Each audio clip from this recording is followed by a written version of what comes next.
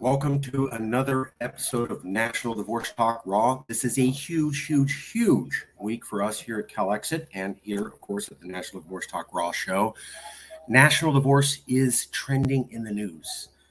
Everyone in America is talking about national divorce this week, especially after the raid at Trump's house. Now, while we don't like Trump and think he's a racist and the opposite of all California values, I have to say, the raid on Trump's house, whether it was done perfectly or whether it was done not, has exacerbated tension in America and increased the discussion and the want for a national divorce, which is nothing but good for the CalExit movement. No, we didn't want these things to happen. No, we don't like Trump. Yes, we think he's bad. But we've also given up on America. I think it's better for California to just leave, and at least we could protect ourselves. The concept of national divorce, as it becomes more popular, makes CalExit more likely through the concept of normative programming or normalizing the conversation. Well, national divorce is all over the news and everyone's talking about it, which means the chance of CalExit has just jumped dramatically. Plus, we're going to conduct an analysis of what's going on after the Trump raid and show you how it's definitely going to get worse and not better, and why the system is not capable of calming the situation down. Coming up in just a minute, but first,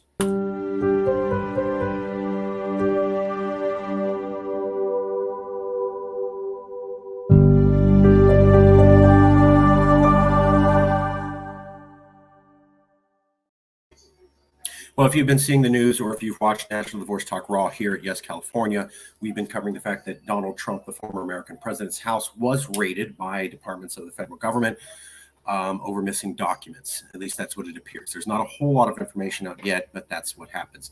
In response, conservatives primarily, Trump supporters, have started talking about civil war and national divorce because they view the investigation into Trump and the raiding of his house as signs of the Democratic Party using the federal government to go after a political rival. That sort of behavior is ubiquitous and exists throughout Latin America. As we've documented here at Yes California, we've shown you how the behaviors of a traditional stable democracy in America are falling down and how America is more closely resembling a failed Latin American democracy. We started saying that in 2014 when Obama was around, pointing at post-constitutional orders like Obama deciding he could do immigration law, which is the exclusive control of the Congress, or like Congress deciding that they could do foreign relations by inviting the Prime Minister of Israel to Congress, when that's the exclusive domain of the presidency. So we were noticing how people are stepping outside of their lanes. The system isn't working. The financial system, the regulatory bodies that were supposed to prevent the 2008 global collapse all did not work too. And in 2014, we said the system's just breaking down. It's more like a failed Latin American democracy. Well, another word for failed Latin American democracy is banana republic. And this week, Republicans are calling America a banana republic because in their view, Donald Trump was targeted and the Democrats used the federal government to attack a political rival. Now, if you talk to liberals, they view it as this is a great day. This is a sign of a strong democracy because it means that no one is above the law, including presidents. Well, there's a problem there. I don't like Trump. We're not siding with the conservatives, but there's a lot of evidence to show that they're not 100% baseless in their argument that the justice system is a little bit biased. We'll show you that. Not saying I agree with their conclusion, but I am saying there's a little bit of evidence to give them some credence, and that's only going to encourage them to believe more that national divorce is here. Additionally, you have people like Andrew Yang, who's not a Trump supporter, saying the optics of this are bad.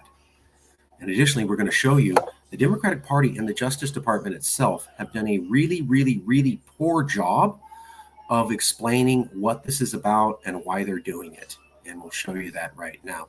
When you add it all together, it's not a good look, and it looks like things are going to get worse. And it looks like the Democrats as a party and the federal government now underneath the Democratic Party control simply are not equipped. They're just not mentally or philosophically equipped to handle this particular debate at this time, which means the debate is only going to get worse. And aggressive conversations about national divorce will only increase. Also, we'll point out how the argument that Functional democracies can remove their leaders. If you look at France, Israel, and South Korea, so there's no big deal that we're doing it here, kind of doesn't apply to America at all. So let's get right into it. We're going to do a lot of share screens. We'll walk you through all the material. Again, we are not fans of Trump. We don't like Trump. He's against California values. We're just trying to talk about how close we are to actually having secession occur in California. So here's the first thing. Bloomberg had to write an article saying the FBI raid of Trump's Mar-a-Lago home doesn't mean civil war. So Bloomberg automatically had to take a stance that this does not mean civil war. You can have presidents be arrested and look into, and it doesn't mean civil war automatically. They weren't the only ones. Secession is not an option. This is Daily Kos. It's a liberal magazine. And right as conservatives were talking about secession, here's a liberal magazine saying, that's ridiculous. You can't secede. It's not an option either. Secession is not even worth discussing as a hypothetical exercise, never mind seriously debating. So there's another one. Now, in return, what we have is conservatives are sounding the alarm about national divorce. So here's Dallas Observer. Texas GOP is losing it over the FBI raid of Trump's Mar-a-Lago residence. Now, the Texas GOP had already planned to have a question on Texas secession before the raid at Trump's house.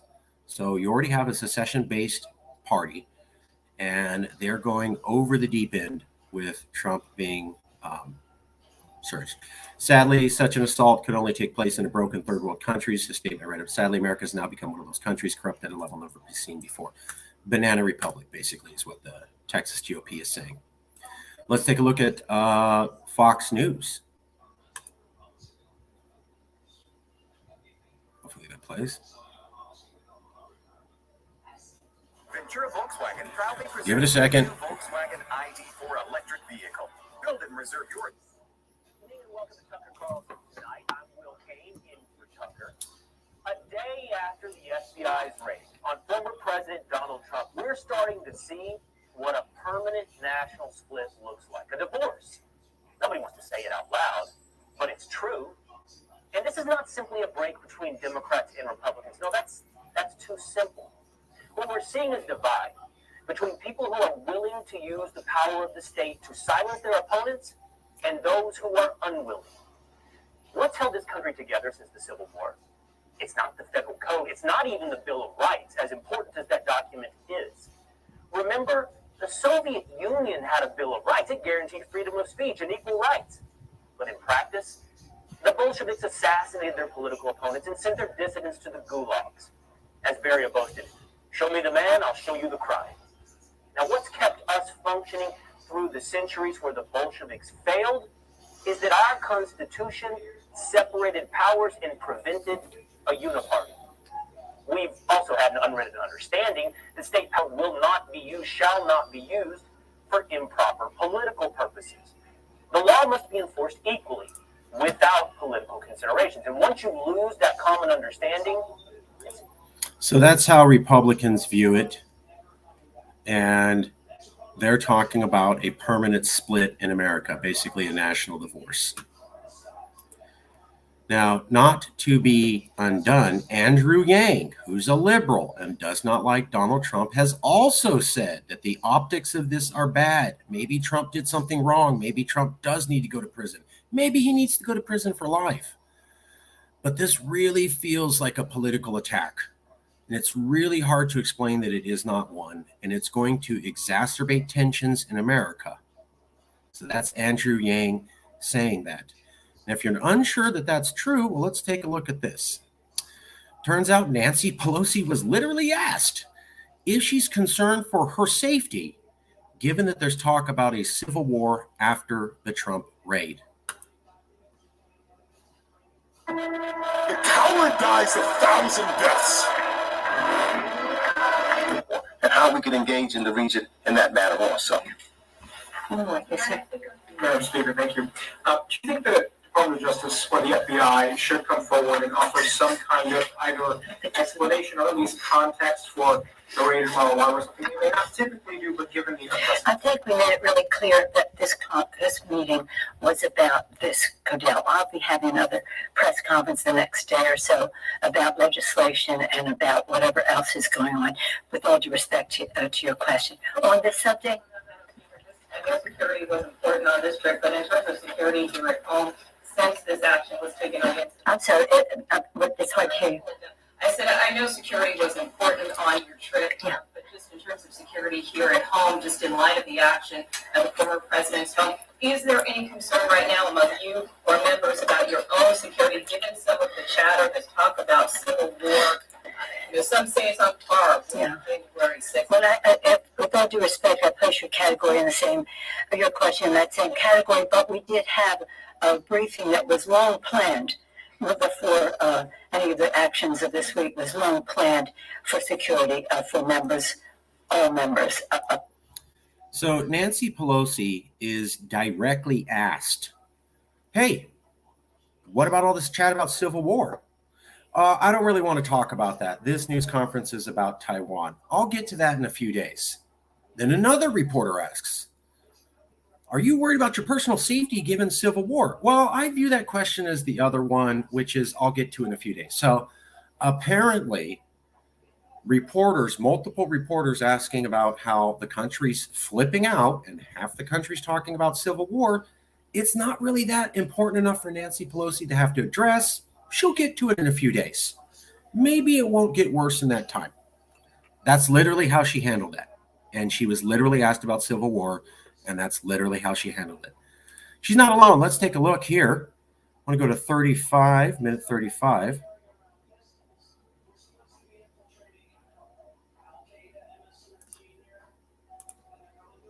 The department filed a motion to make public the warrant and receipt in light of the former president's public confirmation of the search, surrounding circumstances, and the substantial public interest in this matter. Faithful adherence to the rule of law is the bedrock principle of the Justice Department and of our democracy. Upholding the rule of law means applying the law evenly, without fear or favor. Under my watch, that is precisely what the Justice Department. Now, I want you to pay attention to that section where he says the Justice Department goal is to prosecute without fear of favor. Remember that, okay? Now I'm going to show you something. Oh, where is it?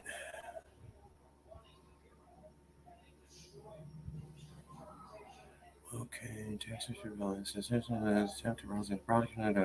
There you go. The C-SPAN networks bring you long-form public affairs programming in the nation's capital and are a public service of your. Or vast quantities of information exposed in such similar situations have been handled in the past. About information. Our judgment comes to the prosecutors. We frequently make recommendations and engage in productive conversations with prosecutors about what resolution may be appropriate given the evidence. In this case, given the importance of the matter, I think unusual transparency is in order. Although there is evidence of potential violations of the statutes regarding the handling of classified information, our judgment is that no reasonable prosecutor would bring such a case. Prosecutors necessarily weigh a number of factors before deciding whether to bring charges. There are obvious considerations like the strength of the evidence, especially regarding intent. Responsible decisions also consider the context of the person's actions and how similar situations have been handled in the past. In looking back at our investigations into the mishandling or removal of classified information, we cannot find a case that would support bringing criminal charges on these facts. All the cases prosecuted involved some combination of clearly intentional and willful mishandling of classified information, or vast quantities of information exposed in such a way as to support an inference of intentional misconduct, or indications of disloyalty to the United States, or efforts to obstruct justice. We do not see those things here.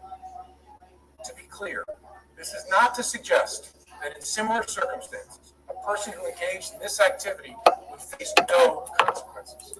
Right there. This is not to say that a person who was engaged in similar actions would not face consequences.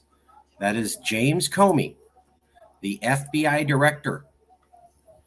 And what he's saying is Hillary Clinton was negligent with her mass emails, and national security information was lost or sent out there. And it was literally, they said, reckless, and she shouldn't have done that. And maybe secrets got out. But in our opinion, we don't feel it's worth prosecuting. But just because we didn't feel that it's worth prosecuting, don't interpret that to mean that you could do this and get away with it too. So you take that statement by FBI Director James Comey, and then you add it to selective prosecution of the law by Merrick Garland, and they seem to contradict. So Merrick Garland saying, hey, this is about fair prosecution of the law. Nobody's above the law. Everybody's fairly prosecuted. There's no bias at all. That's how it works. Republicans don't buy that, although that's what Merrick Garland says. Then we look at James Comey, who's the FBI director, and he says, well, Hillary Clinton took documents, and they were secret documents, and secrets were lost and spies, and it was reckless, and she wasn't supposed to do that, and it was against recommendations, but we didn't, quotes, feel that there was a prosecution. In addition, don't think, though, that this is okay and you could get away with it. So basically what that told people was, we're not going to prosecute because we don't feel like it, but don't think you can do this because basically it's a crime. And then they prosecute Trump for something similar. Now, I'm not a lawyer. Maybe there is some distinct differences, but on the surface, it looks exactly like what Andrew Yang warned us about. The optics are bad. You may say this is unbiased or whatever, but when you look at the James Comey interview and you compare that to it, the optics are bad. Point is, not trying to side with the Republicans on this, not trying to side with Trump, but the argument that conservatives have no basis for thinking that this is political is not true. When you look at how Hillary Clinton was not prosecuted for that action, and also it's a fact that she used her money, or the Democratic Party money, to finance the Steele dossier and feed it to the FBI. That too is a crime. Those aren't conspiracy theories. Those both came out. They're not being prosecuted. Now, maybe there's a good reason for that. But when you look at that, it's a huge national example, and then you look at Trump, to Republicans, there's at least enough on the surface to look like selective application of the law, which looks like the exact opposite of what Merrick Garland is saying. I also want to point out, when you saw Nancy Pelosi was asked this question, she didn't really want to answer it. And then she was asked a second time, and she didn't really want to answer it. So Nancy Pelosi's asked twice about, hey, a lot of people are talking about civil war and the dissolution of America. Are you worried? I'm busy talking about Taiwan. I'll get to that in the next few days. Think about that while I share with you this. Just think about that response. And take a look at this. Is doing. All Americans are entitled to the even-handed application of the law. I am honored to work alongside them. This is all I can say right now. More information will be made available in the appropriate way and at the appropriate time. Period. That's exactly what Nancy Pelosi said. So Merrick Garland was asked, what is this case is about? What do you think you're going to find? He answered none of it. So people are freaking out. They're talking about civil war. Merrick Garland comes on TV to calm it down, and it's a boilerplate speech. We filed the proper paperwork. It was filed properly. This was properly done. It was a very procedural speech. We did this step. We did that step. We did this step. Procedure, procedure, procedure. See, we follow the perfect procedure. That's not what people are asking for. They were asking for, what do you think you have on Trump? Is it solid? And what is it? And Merrick Garland, literally, you saw there, refused to answer the question. People are freaking out. They're talking about civil war and national divorce. And the head of the Justice Department refuses to answer the question and add the clarification that Andrew Yang is asking for to calm the situation down. Merrick Garland says, I can't answer the question, and I'll answer it when I can in the future. Nancy Pelosi's also asked about civil war in America, and she goes, I don't really want to deal with this question. I'll get to it in the future. So we have the top leader of the Justice Department and the top leader of the Democratic Party both saying, yeah, I get a lot of people are talking about civil war, national divorce, and going crazy, but I'll get to it in a few days. I don't really have an answer for you. That doesn't sound like you're taking the situation seriously. It doesn't sound like you're ready to prepare for the fight. So when I see Merrick Garland do that and I see Nancy Pelosi do it, I don't think they're ready to battle the fight that needs to happen right now to calm this down. And when you look at what James Comey did and how no one in the media is addressing that, I'll also point that out. When you look at all the stuff about Donald Trump and how this is not a banana republic and this is a functional democracy, none of them bring up Comey's speech about Hillary Clinton. Not one. So when the mainstream media can't even acknowledge what conservatives are pointing to and at least argue with them on that, saying, well, actually, Hillary didn't deserve to be prosecuted, but not even bring it up, it convinces conservatives that you're trying to hide something, which convinces them that you are using the government to prosecute a political rival. So the fact that the newspapers won't talk about Comey's speech on Hillary and how conservatives view it as similar at all is infuriating them and limiting a good conversation between the two sides. And the fact that you have the Democrats and the Justice Department unable to address this topic in real time means that will only fester and get worse. Okay, now the other thing that conservatives said was this is a banana republic. You're taking out a political rival using the arm of the government. Now, in response, some liberals have said, oh, conservatives, that's stupid. You guys are wrong. We shouldn't be afraid to prosecute Trump. Strong democracies can uphold political leaders and make them accountable for breaking the law.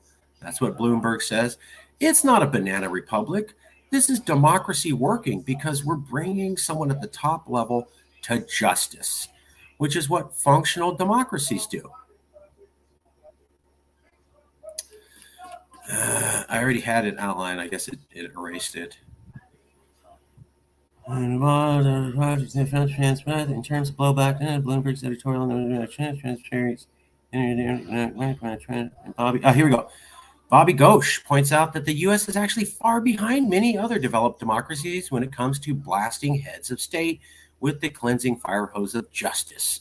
France, Israel, and South Korea, many more have prosecuted former leaders without triggering civil wars or really even putting a scratch in democracy. So this is the other argument. They're not alone. Business Insider said that. Other democracies, here you go. France, democracy, South Korea, Israel have done this. There's Bloomberg saying the same thing, and there's Business Insider saying the same thing. Hey, you guys are wrong. Democracies do this all the time. It's not that big a deal. This is democracy working. How do we know that? Well, when you look at Israel, France, and South Korea, they were able to prosecute their heads, and they didn't have a civil war. So this is fine that we're doing this, and it doesn't necessarily mean civil war. Let me show you how that's complete garbage and how the Republicans are right on this. Now, again, I don't like Trump. I'm not siding with him. But the argument is, don't worry about Republicans talking about national divorce. They're just being silly. Actually, there's ample evidence for them to believe that there is not fair universal judgment. And there's ample evidence to believe that this behavior is resemblant to a banana republic, failed Latin American democracy, and not just a normal exercise of a democracy functioning. Liberals have pointed to France, Israel, South Korea, and said, see, they did it. So when we do it here, it doesn't have to mean civil war. Let me show you how these examples by liberals are completely wrong and how they completely fail to mention some key points. So let's get right into it.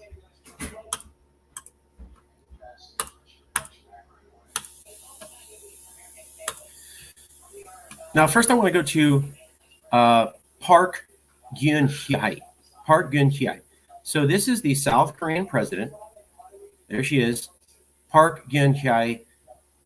This is the South Korean president who was prosecuted, and there wasn't a civil war in South Korea. Let's go here.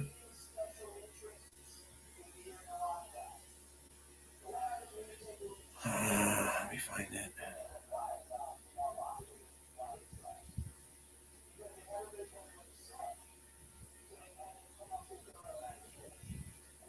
Okay, so Park's popularity fell to 4 to 5% in South Korea. Donald Trump's popularity went only down about 30%, which still meant he had about a third of the country.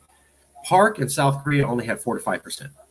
So basically 95% of the country was unified against Park, whereas here in America, it's only about 65%. If you really want to push it, some people say only 50. So the percentages, South Korea was unified against this woman. She had 5% support, where Donald Trump has at least a third to 40%.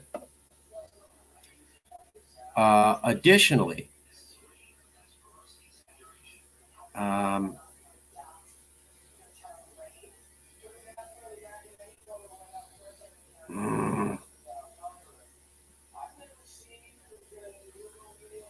the National Assembly instead filed a motion for impeachment, which was put to a December 9th, 2016 vote and passed with 234 supporters. Now, the National Assembly of South Korea, the Korean National Assembly, has about 300 seats. Okay, so 300 seats in the Assembly, 234 supporters backed it. So you had about a solid 2/3 dominant majority backed impeaching Park. Whereas here in America, we could not get the Senate to sign on, and you did not have 2/3. You had it passed in the House, and you couldn't get it passed in the Senate. In Korea, it was a solid 2/3 across the board. So in America, you couldn't even get the Senate to impeach him. But in Korea, they got everybody. They got 2/3 of everybody to impeach him. Secondly, the Supreme Court, the Constitutional Court of South Korea, was unanimous in an 8-0 decision in favor of impeachment. The Supreme Court here in America is split between liberals and conservatives. So, Supreme Court in America split, not unified, and would not reach a unified decision on impeachment of Trump. You do not have 2/3 of the federal government against Donald Trump. You don't. You couldn't even pass impeachment with the Senate. They had 2/3 solidly across the government in South Korea. And Park's, Prime Minister Hye's popularity was 5%, whereas Donald Trump's is 30%. So, of course, you didn't have a civil war in South Korea. 95% of the population was against it. The entire Supreme Court was against it. 2/3 of all the government were against it. We have a divided government that can't pass any laws and has stopped a fair investigation to January 6th and stopped 3 different impeachments of Trump. We have a split Supreme Court, and we have at least 30 to 40% of the population still backing Trump. So the factors are demonstrably different in South Korea versus here in America. So it's really not fair to look at South Korea and say, well, 95% disapproval. They didn't have a civil war. That's just like us, where we have a split Supreme Court and almost a 50-50 population split on the issues. Not even comparable. Let's take a look at France. Now, this is the other thing. They go, well, France imprisoned their president. Nicolas Sarkozy was imprisoned. And see, it didn't cause a civil war. But actually, that's not true. So Sarkozy, it did not go to jail. So in America, we're talking about Trump's going to go to prison and he's going to serve years in jail. In France, they didn't even do that. They said Sarkozy committed crimes, but Sarkozy is still popular with the conservatives. So while he committed the crime, we're going to give him house arrest. We are not going to send him to prison because that would probably cause a disruption in France. So when they say, well, us prosecuting Donald Trump for going to prison doesn't have to mean civil war. Look at France. Well, actually, that's also not a fair example, too, because France said, we're not even going to put this guy in prison because we think that could cause division and we won't want to do that. So the French aren't even going as far as we are in America. In America, we're talking about life in prison, years in prison. In France, they said, we're not going to do that because it will cause division. So they didn't even try to do what we're doing. Again, another second failed example for comparison. Let's go to the third one. Now, the third one happens to do with Benjamin Netanyahu. Netanyahu was the prime minister of Israel, and he was recently prosecuted for corruption in Israel, and they're right. It did not result in civil war. But here's the thing. Wide-ranging Israeli coalition reaches deal to form. Israel forms new coalition ending Netanyahu rule. Israel's parliament approves new government ousting. And, the thing is that what happened was basically all of the rest of the government outside Netanyahu formed a coalition government to replace him. We don't have anything like that in America. So Netanyahu was replaced by a coalition of basically all of the rest of the people in the government coming together to get rid of him. This would be the equivalent of all the Republicans and all the Democrats coming together to get rid of Trump. That didn't happen.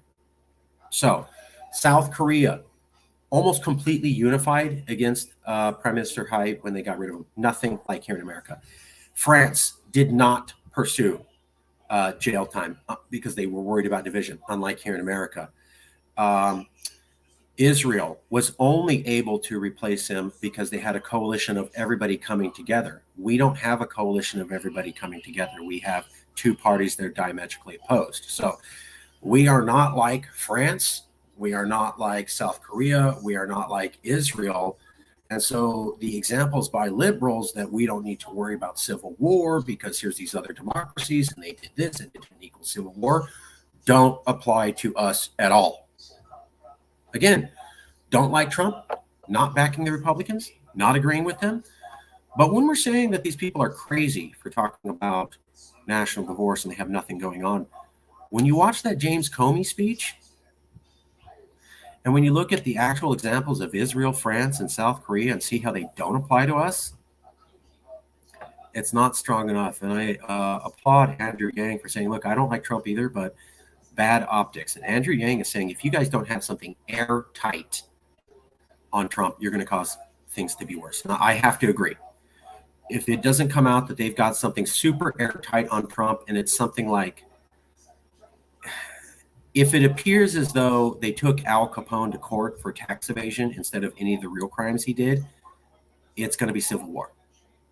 So I don't know. Maybe the DOJ, FBI has something solid on them. Maybe they do. But you just saw the interview with Merrick Garland where he couldn't answer the question. People are freaking out and they think it's unfair. And Nancy Pelosi wouldn't talk about it and Merrick Garland wouldn't talk about it. And they said they'd get to it in a few days. That's only going to fester the problem. So we're going to find out if this is something hard and substantial against Trump or if it's something like you didn't return your library book. And if it's not something solid, I'm going to go off what Andrew Yang's opinion is. This is going to get so much worse. And I have to say, when you look at Merrick Garland and Nancy Pelosi's deer in the headlight, unprepared to deal with the drama of the situation speeches and the fact that they did that back to back, it really is a bad sign that America's going to be able to handle this correctly. So expect national divorce to get worse.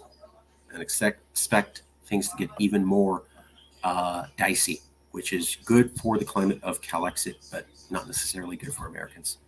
But we didn't make it. All right, we'll take a look at the comments, see how they go.